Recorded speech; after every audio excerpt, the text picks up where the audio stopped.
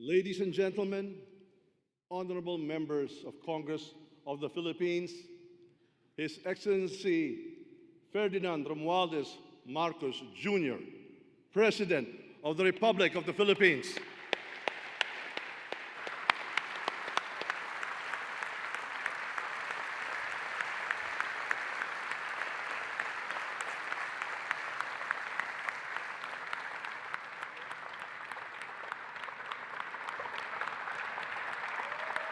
Thank you.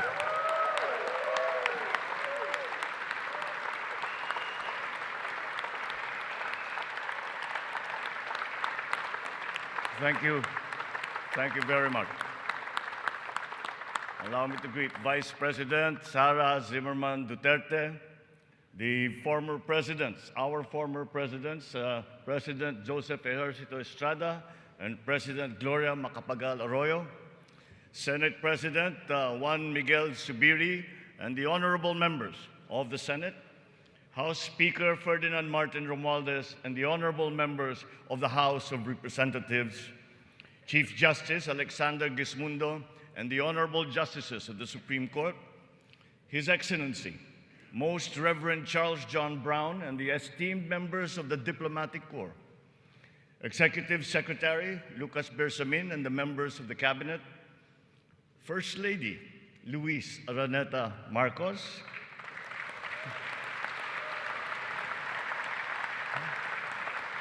former First Lady Imelda Romualdez Marcos,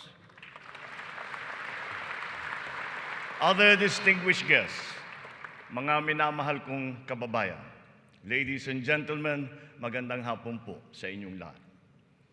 1 year ago today, I stood here before you, setting forth the plans that we have to improve our economy, bring jobs to our people, improve the ease of doing business, recalibrate our educational system to adapt to the new economy, lower and rationalize energy costs, boost agricultural production, enhance healthcare, and continue social programs for the poor and the vulnerable. Let me now report to the people on the successes that we can now lay claim to, and also the challenges that we continue to face. Last year, we emphasized certain strong headwinds that were confronting us along with the rest of the world in our post-pandemic economic recovery. And the biggest problem that we encountered was inflation. Maraming kaganapan sa mundo ang nakapagpagulos sa maayos na takbo ng pandaigdigang merkado. Bukod sa digmaan sa Ukraine, naroon ang patuloy na epekto ng pandemya. Pinalala pa ito ng pagbabawas ng produksyon ng mga bansang pinagkukuhanan natin ng langis.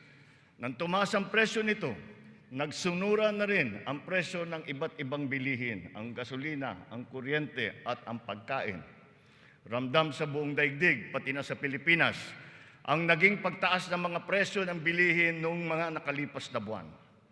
Sinuri nating mabuti ang sitwasyon. Sa tulong ng ating mga ekonomista, nakapagbalangkas tayo ng mga polisiya na magsisilbing pundasyon ng ating ekonomiya sa mga susunod na taon. Ito ay nakasaad sa ating medium-term fiscal framework na sinuportahan ninyo sa Kongreso. Kasabay nito ang paglulunsad ng mga estratehiya na mapalakas sa kakayahan ang ating mga kababayan at mga sektor ng ating ekonomiya. Nakakita po tayo ng magagandang resulta. While the global prospects were bleak, our economy posted a 7.6% growth in 2022, our highest growth rate in 46 years.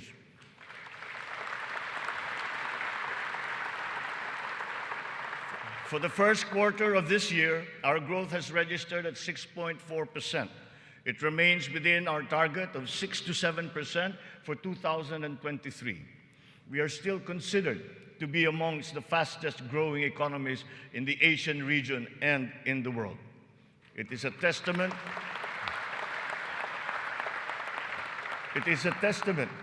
to our strong macroeconomic fundamentals. Our financial system, the nerve center of our economy, remains strong and stable. Banks, the transmission arms of our monetary policy, have strong capital and liquidity positions. Stimulated by the relaxation of pandemic restrictions, transactions once again have flourished alongside the booming e-commerce that was undeterred by the pandemic in 2022. The digital economy contributed 2 trillion pesos, the equivalent of 9.4% of our GDP. The economy is revived and rejuvenated, backstopped by a favorable enabling environment and the strong rule of law. This year, the World Bank projects a 6% overall growth rate, well within the range of our targets for the year. It is anchored on strong local demand, underpinned by consumer spending, and draws strength from the BPO industry and, of course, the steady flow of remittances and the continuing jobs recovery. Inflation rate is moving in the right direction. From 8.7% in January, our inflation has continued to ease up in all regions, settling now at 5.4% for June. What this means is that in spite of all the difficulties, we are transforming the economy. We are stabilizing the prices of all critical commodities. According to the Bangko Sentral, inflation is expected to ease further by the close of the year and projected at 2.9% by 2024.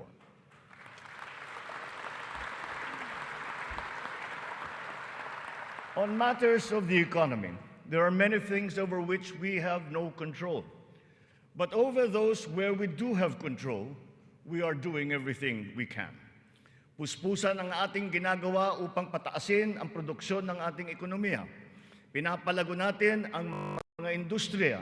Dinadagdagan natin ang mga infrastruktura upang mas mapabilis ang daloy ng mga produkto at ng serbisyo. Higit sa lahat, pinapalakas natin ang kakayahan ng mga mamamayan upang mapaganda nila ang kanilang pamumuhay. Ito ang punot dulo ng ating Philippine Development Plan. Investments in public infrastructure and in the capacity of our people through food, education, health, jobs, and social protection remain our top priority. For this year, economic and social services were allocated almost 70% of the national budget.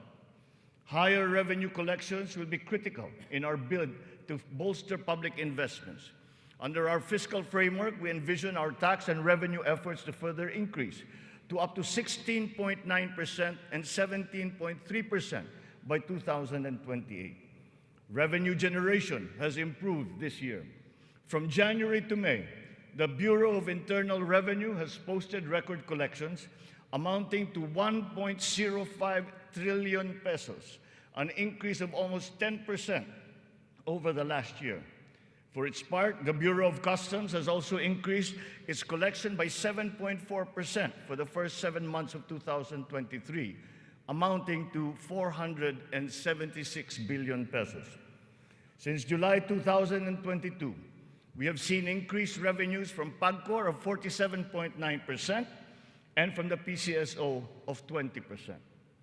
We therefore seek, once again, the continued support of Congress to enact into law the policies and reforms under our fiscal framework.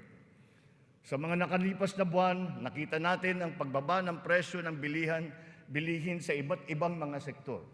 Napatunayan natin na kayang maipababa ang presyo ng bigas, karne, isda, gulay at asukal.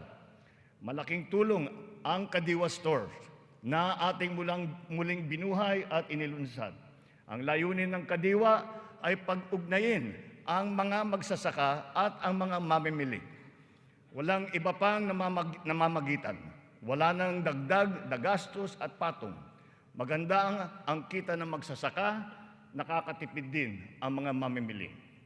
Sa mahigit 7,000 kadiwa na idinaos sa buong Pilipinas, 1.8 million na pamilya ang nakinabang sa mababang presyo ng bilihin. Sa kabuuan, halos 700 milyong piso ang naging benta ng mga ito na nakapagbigay ng hanap buhay sa mga membro ng mahigit 3,000 na kooperatiba at samahan. Maganda ang nakita nating resulta, kaya papalawigin pa natin ang Kadiwa sa buong bansa. Kamakailan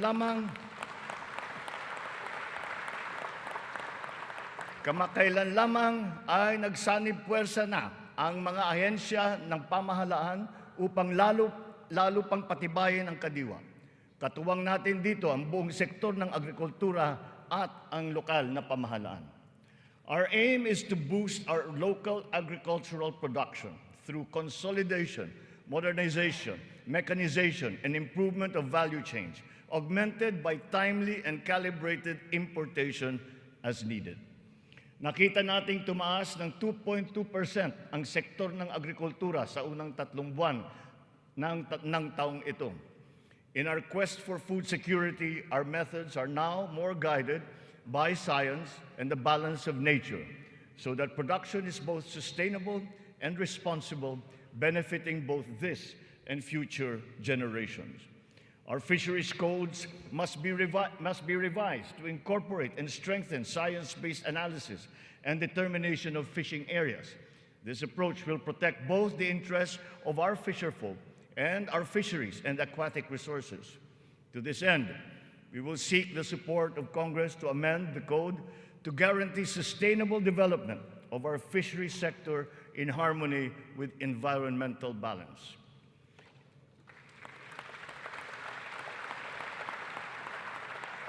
Ipinagbubuklod natin ang mga magsasaka sa pamamagitan ng farm and fisheries clustering at mga livestock multiplier farms. 300 cluster na ang ating natukoy na binubuo ng halos 900 kooperatiba at may lawak na mahigit na 200,000 hektarya ng bukirin. Upang mas mapabilis at mas mapadali ang pagbuo ng kooperatiba, kakailanganin natin ang suporta ng Kongreso na maamyendahan ang Cooperative Code. Sa pamamagitan nito, unti-unting lalakas ang kanilang produksyon at puwersa sa merkado. Totoo ang kasabihan, mas malapas basta't sama-sama.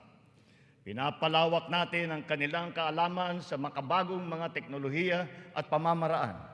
Isa na rito ang paggamit ng biofertilizer na gawa sa Pilipinas at subok din at maaasahan. Sa balanced fertilizer strategy, gaganda ang ani ng mga magsasaka. Hindi na nila kailangan pang umasa sa mas mahal at imported na fertilizer. Bilang tulong sa mga magsasaka, namigay ang pamahalaan ng mahigit 28,000 mga makabagong makinarya at mga kagamitan sa iba't ibang dako ng Pilipinas. Sa ilalim ng iba't ibang mga programa ng kagawaran ng agrikultura, namigay ang pamahalaan ng mahigit na 50 milyong binhi ng palay, mahigit 1 milyong binhi ng mais, at sari-saring mga binhi ng gulay. Nagpamigay tayo ng mahigit 100,000 binhi ng nyug at nagpatanim sa halos 10,000 hektarya ng lupa sa buong bansa. Lahat ng mga binhing ito ay makabago, hybrid at mataas ang kalidad. Sa naging pagtaas ng presyo ng gasolina at pataba, nagdala ng kaunting ginhawa ang mga fuel at fertilizer discount vouchers na ating pinamigay sa mga nahihirapang magsasaka. Ang mga natanggap nating donasyon na pataba mula sa China, pinimigay na natin kaagad sa kanila. Isa sa mga dahilan ng pagtaas ng presyo ay ang mga smuggler, mga hoarder at mga nagmamanipula ng presyo ng produktong agrikultural. Hinahabol at ihaabla natin sila.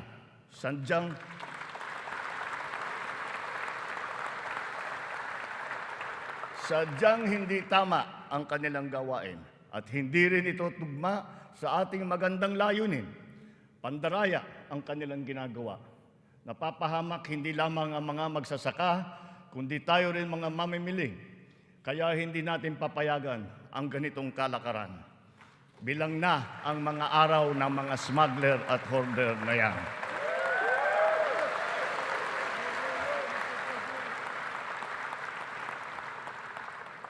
Mahalaga ang infrastruktura para masuportahan ang may 14 na milyong hektarya ng sakahan. Inayos natin ang geo-agri map ng mga farm-to-market roads ng buong bansa upang maidugtong mabuti ang mga sakahan sa mga pamilihan. Alinsunod dito, karagdagang 600 kilometro ng mga FMR ang ating nilatag sa iba't ibang panig ng bansa. Binigyan din natin ng patubig ang mahigit na 49,000 ektarya ng bukirin sa buong Pilipinas. Nagpagawa tayo ng halos 4,000 mga karagdagang fabrication lab, production at cold storage facility na magagamit ng lahat. Sa tulong ng Kongreso, nakapagpatayo tayo ng 24 na multi-species hatcheries upang maparami ang produksyon ng mga isda. Nakabantay tayo sa anumang banta ng mga sakit at peste na maaring dumapo sa mga pananim at alagang hayop. Malapit na tayong magkaroon ng mga epektibong gamot at bakuna labang sa mga ito. Samantala, pinapalakas natin ang biosecurity levels ng mga alagang hayop bilang panlaban sa sakit. Tayo rin ay naghahanda sa El Nino na nagbabadyang tumama sa mga darating na buwan. Nagsimula na tayong maghanda at ang mga buffer stock at ang mga kagamitang patubig ay hinahanda na. Kung kinakailangan, magsasagawa pa tayo ng cloud seeding upang makapagdala ng ulan. Kasabay ng lahat na ito, hinihimok din natin ang ating sambayanan na magtipid ng tubig para sa malawakang paghanda sa banta ng tagtuyot. Tulad ng ating ipinangako, ipinagpatuloy natin ang reformang pansakahan. Mahalagang haligi ito ng sektor ng agrikultura na ating inaayos. Nitong nakalipas na taon, mahigit 70,000 titulo ng lupa ang ginawad sa mga benepisyaryo ng reformang agraryo.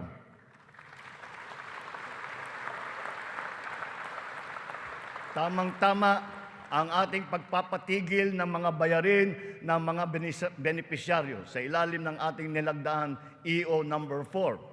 Isang taon mula nung aking unang SONA na isabatas na ang bagong Agrarian Emancipation Act.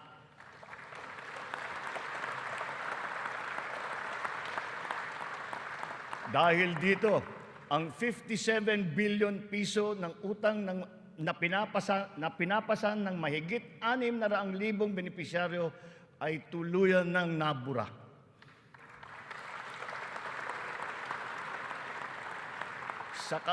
Sa ngalan ng mga magsasakang ito at ang kanilang mga pamilya, maraming salamat muli sa ating mga mambabatas.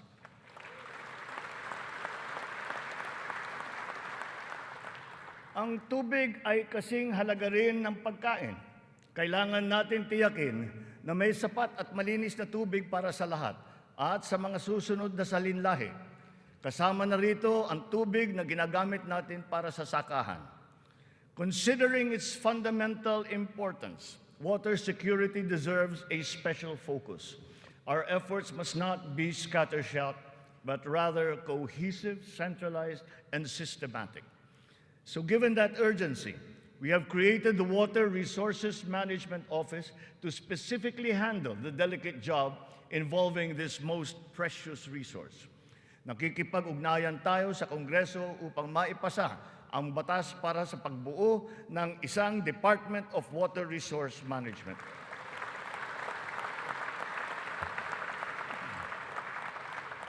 This year, we have allocated 14.6 billion pesos for water supply projects, which will benefit communities all over the country. Recently, the water supply of NCR and Rizal received a significant boost from the first phase of the Wawa Bulk Water Supply Project.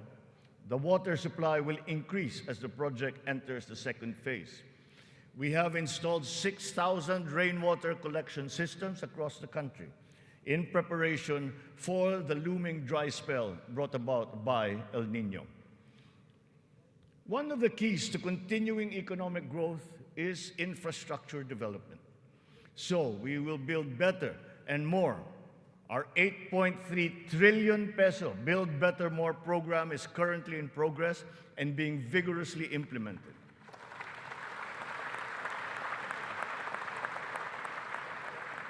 Ang buong bansa ay makikinabang sa 174 na proyekto sa ilalim ng programang ito. Hindi lamang natin pinapagpatuloy ang mga nasimulan ng mga proyekto, lalo pa natin pinapalawak. Kaya naman, ang 123 proyekto dito sa Build Better More program ay bago. The flagship projects cover investments in the areas of physical connectivity, water resources, agriculture, health, digital connectivity, and energy. Physical connectivity infrastructure, such as roads and bridges, seaports, airports, mass transport, account for 83% of this program. Our infrastructure spending will stay at 5 to 6% of our GDP.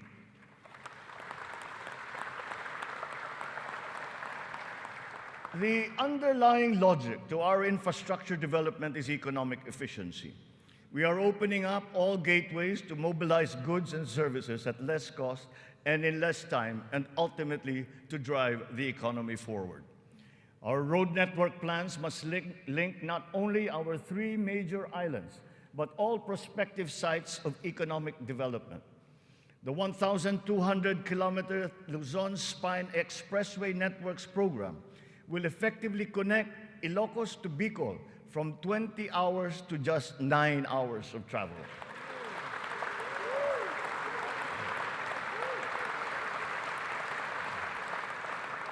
Under the Mega Bridge program, 12 bridges totaling 90 kilometers will be constructed, connecting islands and areas separated by waters.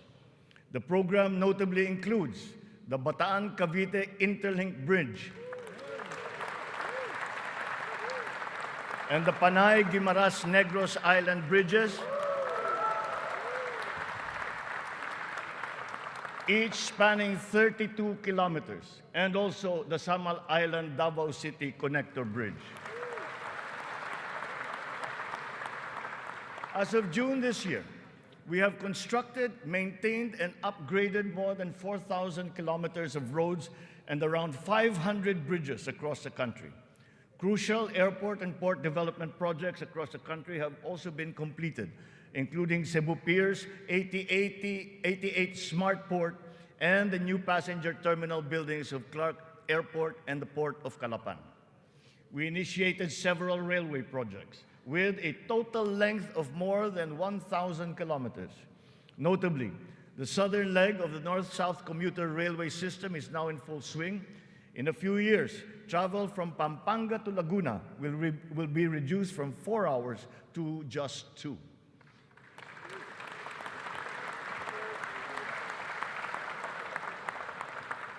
Intermodal connectivity will also be a primary consideration. Roads, bridges, and mass transport systems will be interconnected. This network will provide access and passage to vital and bustling economic markets, such as agriculture hubs, tourism sites, and key business districts. For strategic financing, some of the nation's high-priority projects can now look to the newly established Maharlika Investment Fund without the added debt burden. In pooling a small fraction of the considerable but underutilized government funds, the funds shall be used to make high-impact and profitable investments, such as the Build Better More program.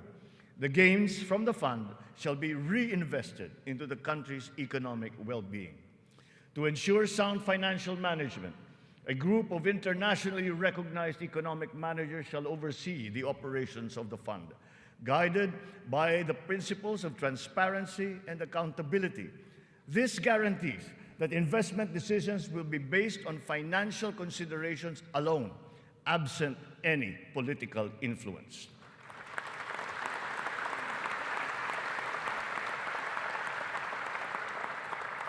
The funds for the social security and public health insurance of our people shall remain intact and separate. Owing to favorable market conditions, the price of crude oil has stabilized. Since last year, gasoline and diesel prices have gone down by 18% to 29% respectively. We have built 8 new additional power plants. This brings to 17 the total number of power generation facilities that have been switched on across the country since last year. substantially increasing our energy production by 1,174 megawatts. Alongside power generation, we are also as relentless in pursuing total electrification. Since my assumption into office, almost 500,000 homes have been given access to electricity. We will spare no effort to achieve full household electrification by the end of my term. 100% is within our reach. When it comes to energy, renewable energy is the way forward. We are aggressively promoting renewables so that it provides a 35% share in the power mix by 2030, and then on to 50% by 2040. To accelerate the realization of this green energy goal, we have opened renewable energy projects to foreign investments.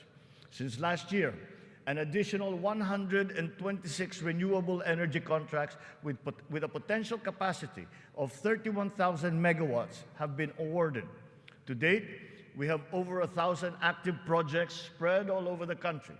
299 of these are solar, 187 are wind, 436 are hydroelectric, 58 biomass, 36 geothermal, and 9 are ocean-powered. The Malampaya project has been a boon to our country, energizing 20% of Luzon. The renewal of the contract guarantees continued revenues and energy production for another 15 years. But aside from Malampaya, we will also push for more gas exploration in other parts of the country. The national government has also partnered with the BARM in regard to energy exploration and development, and also its utilization within its territorial jurisdiction. We therefore expect to see renewed investor interest in its promising sites. We finally have a unified national grid with the interconnection of the Luzon, Visayas, and Mindanao grids. The one grid, one market will enable more efficient transfers and more competitive pricing of electricity throughout the country. However, 68 grid connections are much delayed, according to the ERC's count. We are conducting a performance review of our private concessionaire, the National Grid Corporation of the Philippines. We look to NGCP to complete all of its deliverables, starting with the vital Mindanao, Visayas, and Cebu Negros Panay interconnections. Habang pinapabuti natin ang lagay ng ekonomiya, pinapalakas din natin ang kakayahan ng Pilipino. Ito ay sa pamamagitan ng mahalagang armas ng edukasyon, magandang kalusugan at trabaho. Malaking bahagi ng pondo ng pamahalaan ay inilaan para sa mga ito. Sa ating pagtahak sa kaunlaran, walang mamamayang Pilipino ang maiiwanan. Para sa atin, ang bawat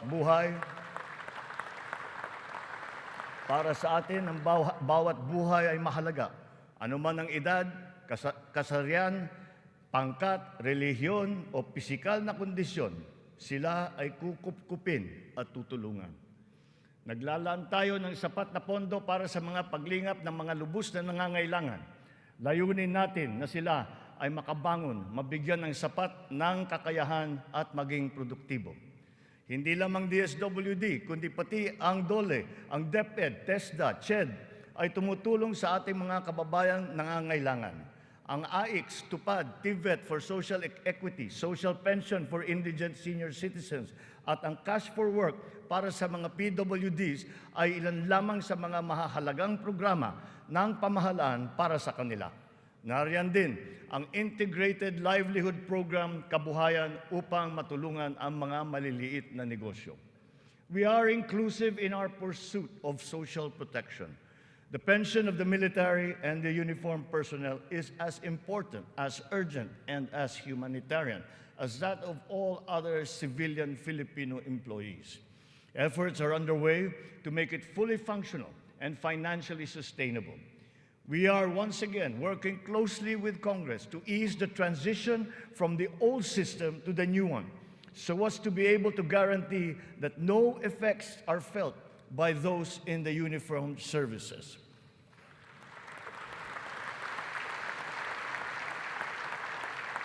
Nagsisimula ang lahat sa edukasyon. Ito ay para palakasin ang isip at kakayahan ng bawat Pilipino. Ang ating butihing Vice Presidente, na kalihim din ng kagawaran ng edukasyon, ay tumutulong upang tiyakin na ang bawat batang Pilipino ay mabibigyan ng nararapat at kalidad na edukasyon.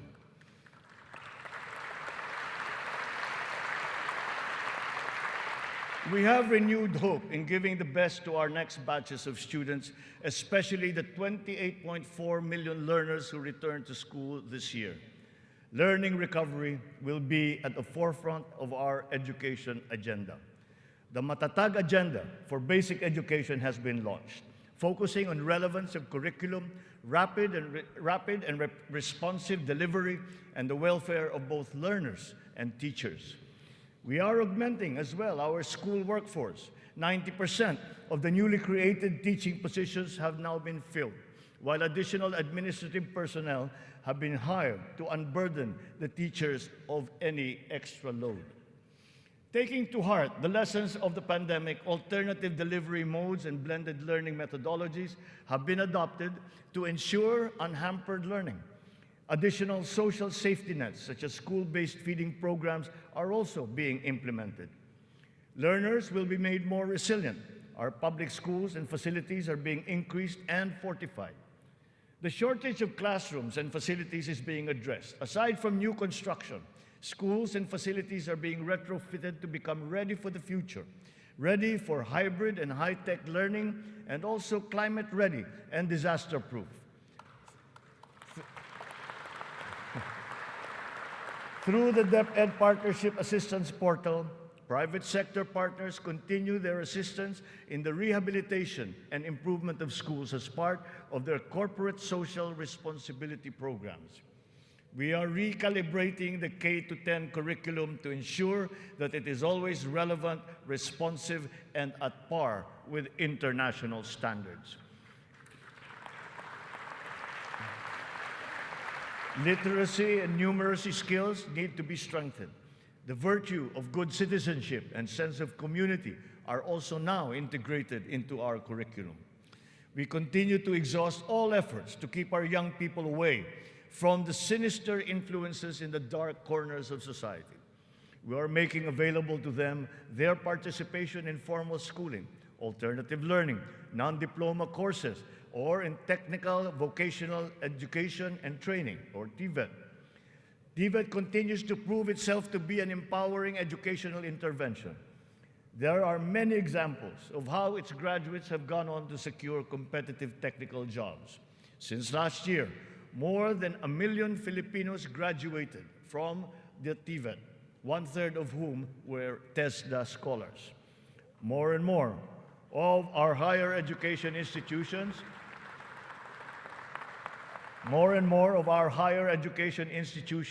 have reached world-class status. This year, 52 Philippine HEIs have been included in the World Universities rankings compared to just 15 last year.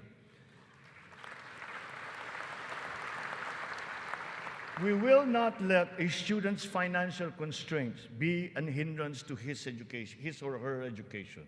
We have activated social safety nets, such as skills development training and youth employment programs. Tertiary education in state universities and colleges will remain free for our qualified students.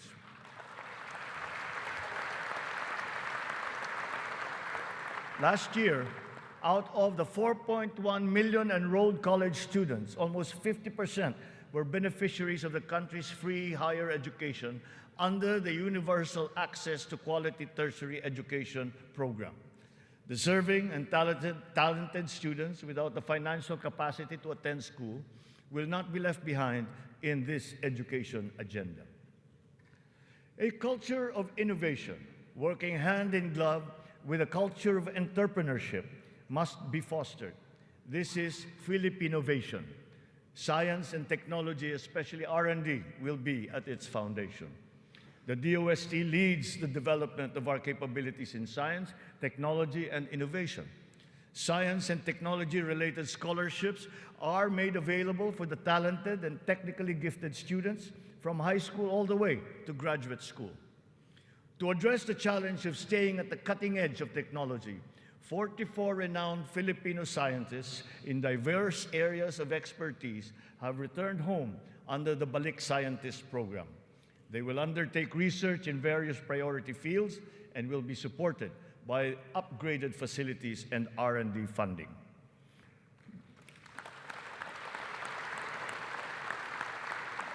The Philippines has launched 2 additional satellites into space. Together with the first satellite, they will track weather, predict storms, evaluate soil and water supplies, analyze shifts in population, and be used for traffic management, geohazard mapping, risk assessment, and even including security and defense. Science, technology, and innovation will drive the quality and competitiveness of our workforce, as well as our manufacturing, export, creative, and service industries, in existing markets and in new ones waiting to be explored. The bane of the mismatch between jobs and skills among our workforce is being rectified through strengthened government, industry, labor, academe partnerships, and the continuous reskilling and upskilling training programs that we have put before our workforce. For our seafarers to continue to excel, maritime education in the Philippines has been strengthened. This will progress and solidify our country's position as a global maritime hub through the steady supply of competent Filipino seafarers to foreign merchant marine vessels. The question about the European Union's recognition of the standards of training of Filipino seafarers has, after 17 years, finally been resolved.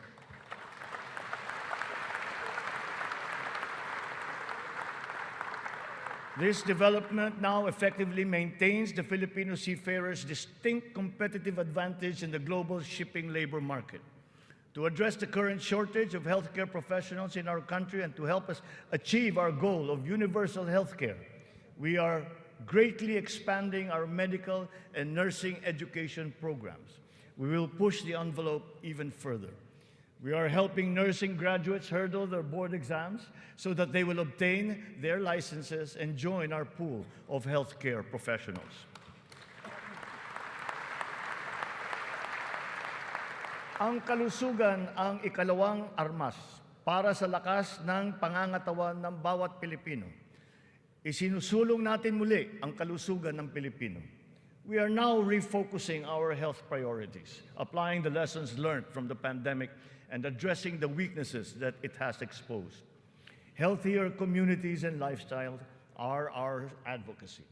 We have launched convergent programs to address hunger and nutrition-related issues amongst our people, especially the children, like stunting and wasting. Last week, we introduced the pilot food stamp program, which seeks to supply the nutrition needs of the million most food-poor Filipinos. The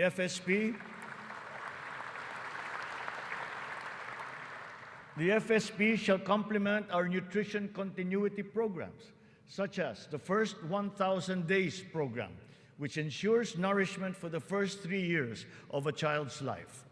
The supplemental feeding program is for our children attending daycare centers. The K-6 program will feed kindergarten to grade 6 public school students who are suffering from wasting and severe malnutrition.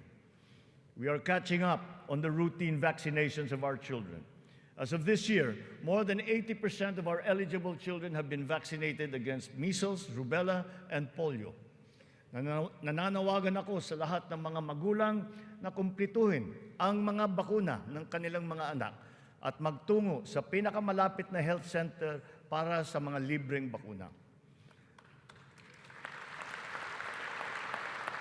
The whole of society must exert efforts to suppress the alarming rise of tuberculosis and HIV/AIDS. To stem the tide, the strategic plan is to ensure early diagnosis and treatment and ample testing sites and medications. Our healthcare system is undergoing structural changes. Public health facilities are being increased, both in number and in capability. Last year, more than 3,400 projects were completed to improve capacity for specialized medical treatment. Specialty centers in various fields are being established and integrated into our government hospitals. And in the last year, additional 60 specialty centers have been opened to the public. Just last week, we inspected the site of what will soon be a 5-hectare multi-specialty center in Pampanga, which will specialize in pediatrics, cardiology, kidney, and cancer treatment.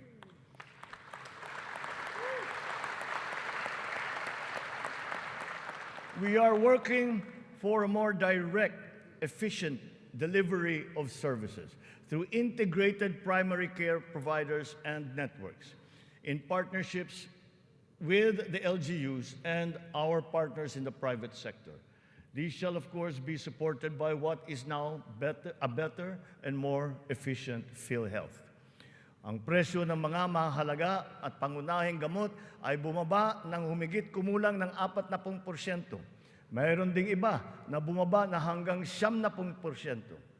Aside from the maximum retail price regulation being implemented, strategic VAT exemptions also lowered the prices of 59 essential medications such as those for cancer, diabetes, hypertension, kidney disease, and mental illness.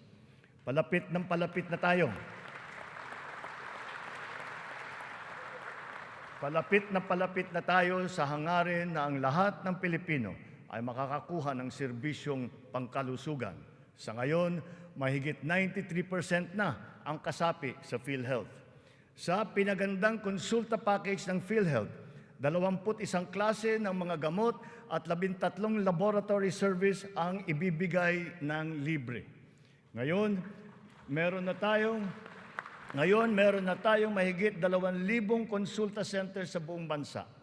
Ang bilang na ito ay mas marami ng 35% mula nung nakalipas na taon. Upang mas lalo pang makatulong sa mga pasyente, ang dating 70 libreng dialysis session ay inakyat na natin sa 156.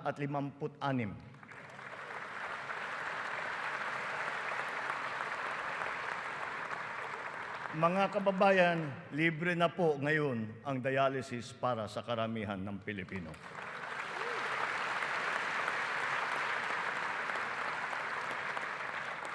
Noong nakalipas na taon, mahigit 3.4 milyon na Pilipino ang nabigyan ng tulong sa ilalim ng Medical Assistance for Indigent Patients program ng DOH.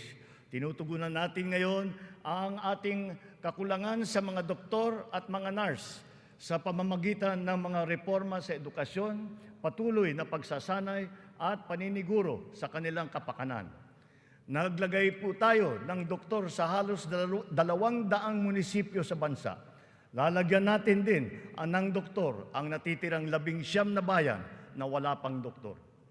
Upang masuklian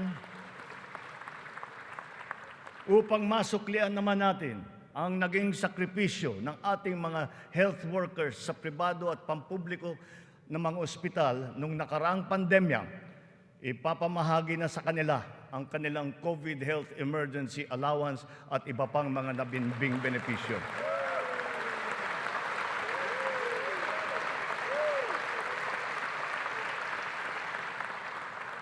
Kasabay ng pangangalaga natin sa edukasyon at kalusugan ng ating mamamayan, tinitiyak din natin na may sapat at magandang hanap buhay sa loob at maging sa labas ng bansa. As of May this year, our employment rate rose to 95.7%, clear proof of the improvement from the severe unemployment that we experienced during the height of the pandemic.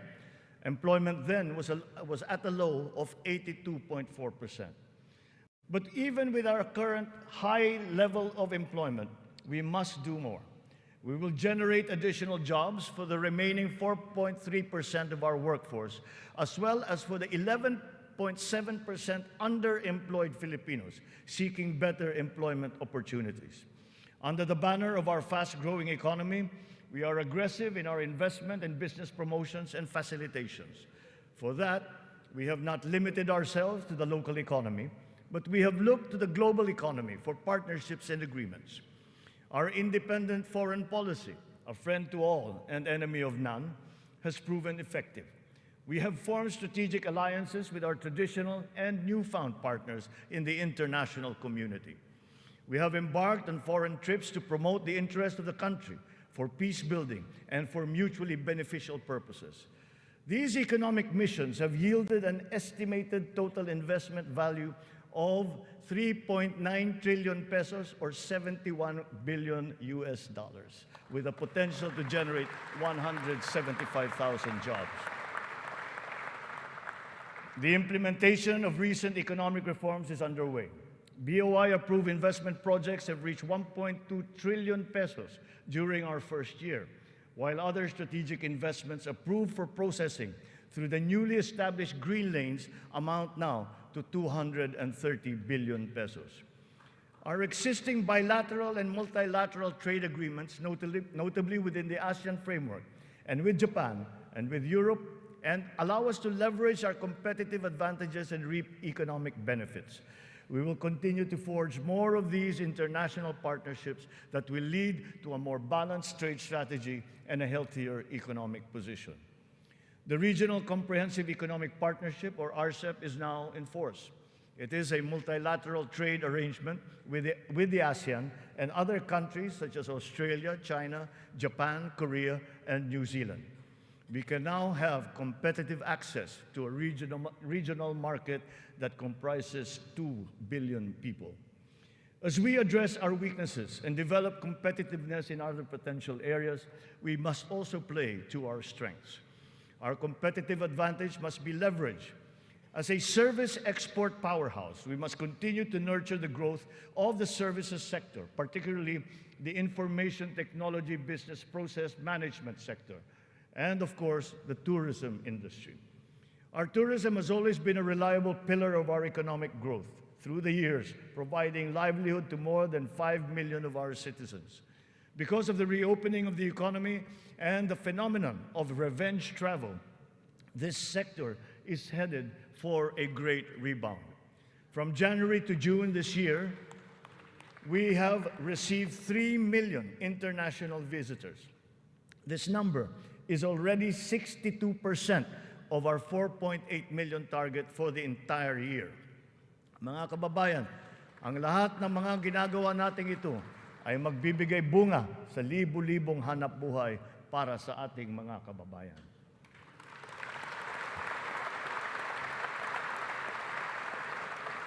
To create these investment opportunities, we must ensure that an enabling business environment is in place, that there is peace and order, and that the rule of law governs. We will solidify our country's reputation as an attractive and reliable investment destination. Building on institutional reforms of recent years, we have created green lanes for strategic investments and expedited the business processes in various sectors and investment modalities. A progressive and rationalized system of taxation is a component of the ease of doing business. The CREATE law has made our corporate tax and incentive schemes equitable and business-friendly. There are more structural tax reforms that must be introduced to allow us to reach our socio-economic targets. Digitalization is the call of today, not the call of the future, not the call of the future, but of the present. It is here, it is needed, and it is needed today. Government must fully embrace digitalization to provide better service to the people through its vital frontline services and its back-end functions. Digitalization will support the government's data-driven and science-based planning and decision-making. It is the greatest, most powerful tool, not just to improve the ease of doing business, but also against many forms of graft and corruption. Data shows that digitalization, in conjunction with government streamlining efforts, has significantly boosted efficiency. Notable examples are in the areas of government payments, company and business registrations, issuance of permits and licenses, loan applications, and revenue collection. All our digitalization efforts will be linked to our payment systems, whose digital transformation has been accelerating at a remarkable rate. Digital payments accounted for 42% of the total retail payments made in 2022. whether by businesses or individuals or by the government. Its high trajectory is now well positioned to achieve Bangko Central's target of 50% of total retail payments by this year. The eGov PH app has also been launched. As envisioned, all key government services are to be integrated into the single and centralized mobile app for the convenience of the general public. The national ID system will be at the core of this digitally transformed network of government services. It will fundamentally change the lives of each Filipino. At 87% total registration, we are now closer to establishing a complete, accurate, and reliable digital database of our own for the entire population. This has already been integrated into the eGov PH app and can be now accessed by our citizens. Consistent with this transformative policy direction, all government offices must then ensure that their vital services are digitalized immediately. In response to this call, the Department of Migrant Workers launched last week the Department of Migrant Workers Mobile to make the journey of our overseas Filipino workers easier. Because of system upgrades, our internet speed has improved. As of June of this year, our fixed broadband speed ranks 47th amongst 180 countries. This ranking is 11 places higher than it was last year. Our mobile internet speed is now ranked at 83 out of 142 countries, which is 8 places higher than it was last year. There will be more improvements as our internet infrastructure undergoes further upgrades. Early this year, Starlink went live in the Philippines, now providing high-speed satellite broadband connectivity. Our national fiber backbone and broadband ng MASA projects will also deliver high connectivity and high-speed internet. We are prioritizing geographically isolated and disadvantaged areas. The DICT has been directed to consolidate all these digitalized government services into the eGov PH app, to establish the National Government Portal and the Philippine Business Data Bank to improve the internet speed in our country. With our e-commerce roadmap firmly in place, we are poised to take this digitalization drive further and beyond, utilizing e-commerce to take full advantage of new technologies. The first bill that I signed into law was the SIM Registration Act, because we are mindful of the risks and vulnerabilities that can lead to negative consequences. Digital users and consumers shall be protected from identity theft, phishing, other online scams through essential systems and safeguards, such as cybersecurity, data privacy, consumer complaint mechanisms, and financial literacy campaigns. The trainings necessary to ease the transition of those whose jobs would be affected by the shift to digitalization are also now being included in the curricula and programs offered by TESDA, DICT, and other agencies of government. It is our wish that one day foreign employment will be driven by choice, not by necessity. It remains a noble calling that our OFWs have answered, requiring great sacrifice from them, their families, and their communities. We are engaging with our partners in the international community to ensure a safe working environment for our countrymen. And as we do so, we are also putting in place responsive mechanisms for the social welfare, repatriation, and reintegration of our returning OFWs into the Philippine economy.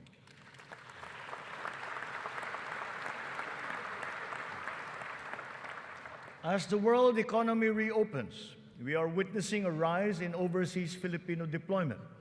In 2022, the number has increased by 62%. OFWs continue to send in historically high remittances, solidifying their role in our transformative economic growth. In 2022, our OFWs contributed $32.5 billion, or roughly 1.8 trillion pesos, to our economy. Several countries have also signified interest to explore bilateral labor cooperation with the Philippines in the areas of healthcare, tourism, hospitality, engineering, construction, and information technology.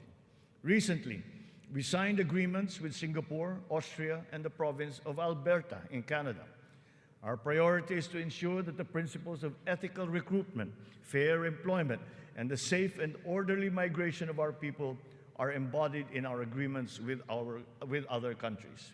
For example, the deployment issue in the Kingdom of Saudi Arabia has now been resolved.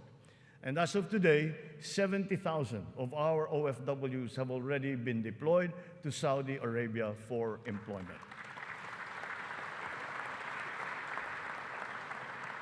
Moreover, the unpaid salaries and other related claims of some 14,000 OFWs who have been put out of work in Saudi Arabia during the pandemic are now being processed.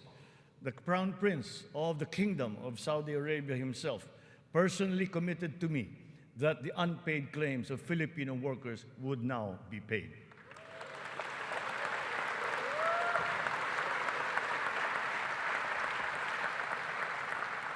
The continued employment of some 50,000 workers and the deployment of many more Filipino seafarers aboard EU vessels has also been assured.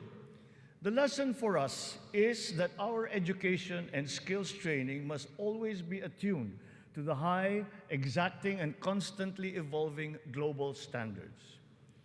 Sa pagsusumikap ng mga mamamayan, walang hindi kakayanin. Kahit ang mga matatayog na pangarap ay maaabot, kasama ang inaasam na tahanan. Katuwang natin ang lokal na pamahalaan at pribadong sektor upang matulungan ang Pilipino sa pangangailangan ng pabahay.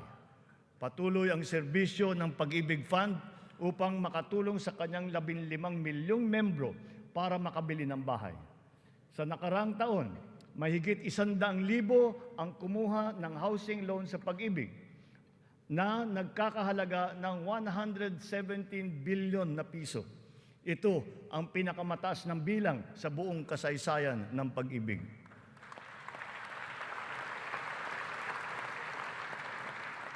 Itong nakalipas na taon, mahigit 148,000 na kabahayan at mahigit 30,000 mga Certificate of Eligibility of Lot Award ang naipamahagi sa Luzon, sa Visayas at sa Mindanao sa ilalim ng sari-saring mga programang pabahay ng pamahalaan. Mahigit 35,000 residential free patent at agricultural patent titles naman ang naibigay sa mga benepisyaryo nito sa buong bansa. Hindi pa dito natatapos. Papalawigin pa natin ang ating programa sa abot-kayang pabahay, lalo na para sa mga mahihirap nating kababayan. Itong nakalipas na taon, inilunsad natin ang pambansang pabahay para sa Filipino Housing Program o 4PH. Nagkaroon na tayo ng groundbreaking sa 25 lugar sa iba't ibang bahagi ng bansa.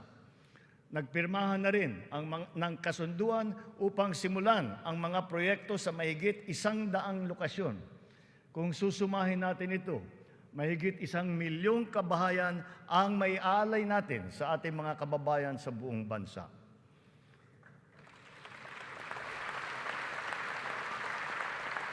The building blocks of progressive, livable, and sustainable communities will never be complete without appropriate and responsible action to mitigate and to adapt to the effects of climate change. We can never lose sight of our responsibility to the future. The economic agenda cannot and will not ever be incompatible with our climate change agenda. Climate change is now an important criterion in our integral national policies, in planning, decision-making, up to the implementation of programs. The potential advantages of such enlightened policies extend to jobs and livelihood, with the unlocking of the development of the green and blue economies. We have learned many painful lessons from past disasters, but we continue to be alert and prepared in our disaster response. It has in fact been commented that sometimes we are over-prepared for such natural disasters. Well, to continue that, we are reorganizing our response teams to make them more adaptable, agile, and effective in times of calamities and crises, with a clear unity of command. Our evacuation centers are being upgraded to withstand the greater forces of the new normal of extreme weather, as well as other natural and man-made disasters. Furthermore, new evacuation centers are also being built, of which 55 have already been completed. We remain committed to global decarbonization goals and the reduction of our carbon footprint. We preserve and protect the treasure that is our forests. Their value to the environment, to the ecology, and the economy is incalculable. We have adopted the concept of the circular economy, using nature as our model. The aim is to keep raw materials in a closed loop. In our world with scarce resources, the circular economy allows us to fully use these resources, minimize waste, and reduce the need for new resources, just as it is in nature. Just like our climate change action, this new system requires the participation of all sectors of society, up to each individual citizen, for it to succeed. Only a whole of government and whole of society approach will enable us to do all of these. It is necessary to apply all the resources that are at hand if we are to progress as quickly as we need to. Collaboration is the key between and among government offices, and between government and the private sector, between industries and the academe, between government and international partners, and most importantly, collaboration between and among our populace. Kakailanganin natin ang tulong at kakayahan ng buong pamahalaan at ng buong bansa. And so we shall do the same for the next 5 years. We seek not only to become more effective, but more, to become truly transformative. This approach will be operationalized through the interagency cooperations as well as through coordinated efforts between and among the 3 branches of government and the independent constitutional bodies. We have organized private sector advisory councils and national local mechanisms to establish the needed linkages. Once again, on this same principle, I urge the government to enact a new government procurement law and a new government auditing code.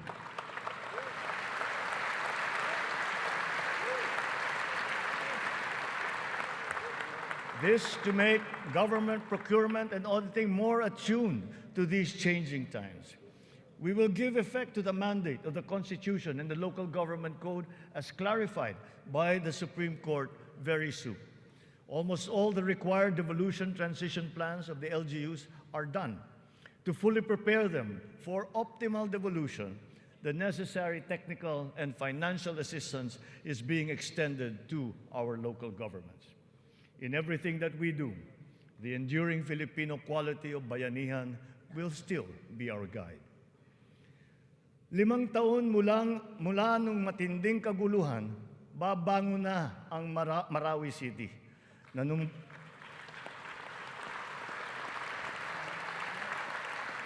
Nanunumbalik na ang sigla sa pamayanan, maraming proyekto ang nakumpleto at mga infrastrukturang naitatayo. Kasalukuyan na tayo nagpoproseso ng tulong pinansyal para sa mga biktima ng Marawi Siege upang sila ay makapagsimula muli. Naway mamayani ang pag-asa. Naway magpatuloy ang pagkakaisa, pagmamatyag at paghahangad ng kapayapaan at kaunlaran.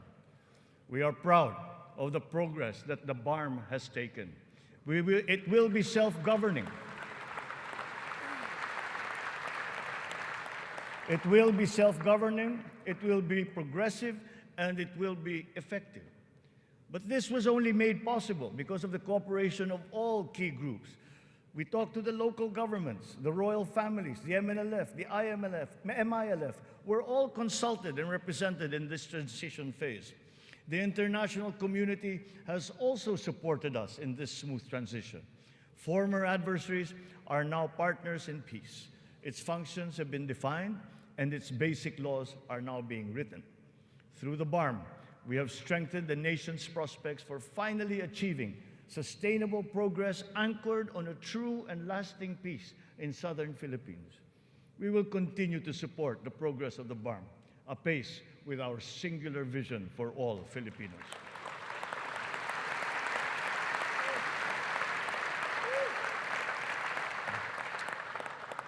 A strong and stable rule of law will strengthen the foundation of our transformation. Our police and armed forces are being strengthened and modernized to be more effective in maintaining peace and order and in defending our sovereignty. We fully support the judiciary's efforts to improve the justice system and to protect constitutional rights. The campaign against illegal drugs continues, but it has taken on a new face.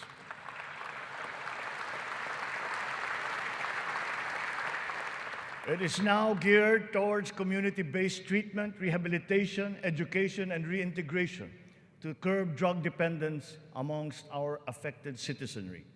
Last year, we launched the Buhay Ingatan, Droga'y Ayawan, or BIDA program, and established an additional 102 Balay Silangan Reformation Centers nationwide. We will relentlessly continue our fight against drug syndicates, shutting down their illegal activities,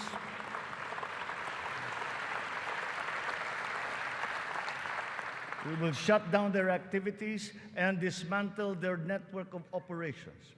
Unscrupulous law enforcers and others involved in the highly nefarious drug trade have been exposed.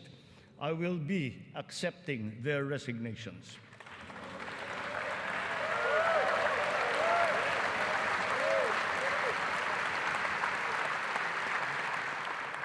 In their stead, we will install individuals with unquestionable integrity who will be effective and trustworthy in handling the task of eliminating this dreaded and corrosive social curse. We cannot tolerate corruption or incompetence in government.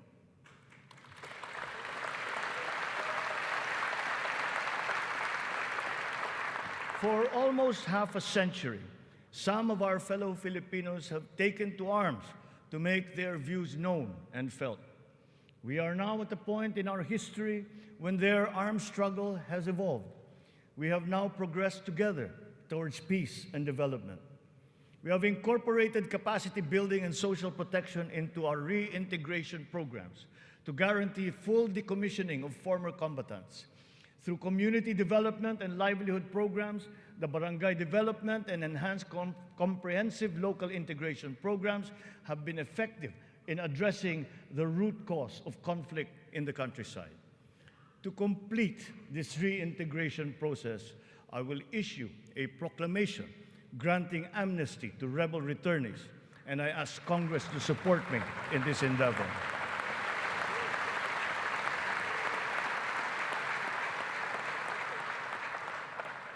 Our journey to progress requires not only unity and social cohesion amongst our people.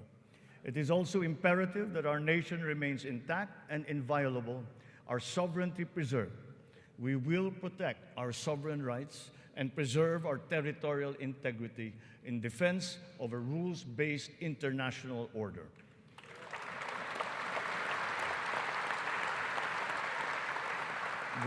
With our national interests paramount, we will always pursue constant dialogue and diplomatic approaches to the resolution of any issue that may arise. So the initial results of our efforts inspire confidence. Let us continue to be relentless in our aspiration of peace and progress. This has not been the work of a single person, neither a single branch of government, nor even the whole government acting alone. This is the collective synergy achieved by all Filipinos working together. It took a whole-of-nation effort to achieve this immediate recovery from our pandemic slump. Unity was what made us rise once more. Nagsisimula pa lamang tayo. Ang pagbangon ng ating bayan ay magpapatuloy pa. Hinihiling ko ang inyong tiwala at pakikiisa. Sa ganitong paraan, makakamtan natin ang ating tanging hangarin, ang maginhawa, matatag at panatag na buhay para sa lahat ng Pilipino.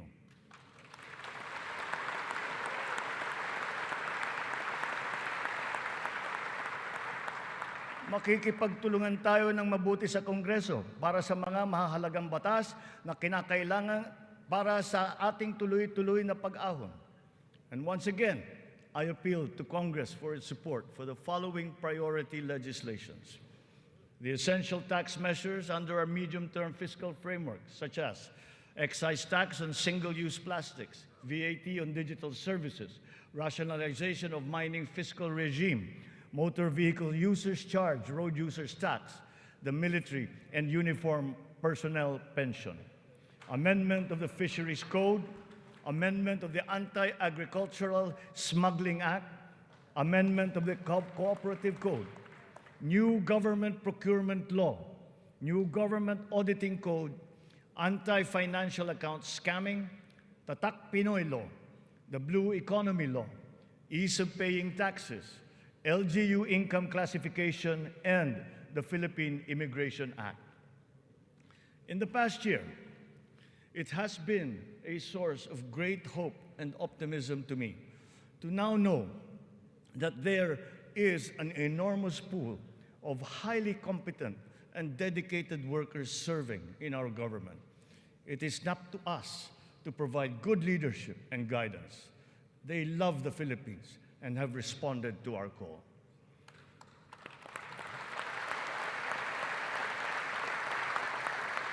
I have stated before that my confidence in our future was grounded in our world-class quality workforce, be they the farmers in the field, corporate giants, government officials, school teachers, health workers, or employees. That confidence has been further buoyed by the demonstration of love for the Philippines. Every Filipino has unanimously risen to the challenge that we have made to them to be part of our nation's future. Handa silang maghandog ng tulong dahil mahal nila ang kanilang kapwa Pilipino at mahal na mahal nila ang Pilipinas. And thus, with this in my heart, I know that the state of the nation is sound and is improving. Dumating na po ang bagong Pilipinas. Maraming salamat po sa inyo.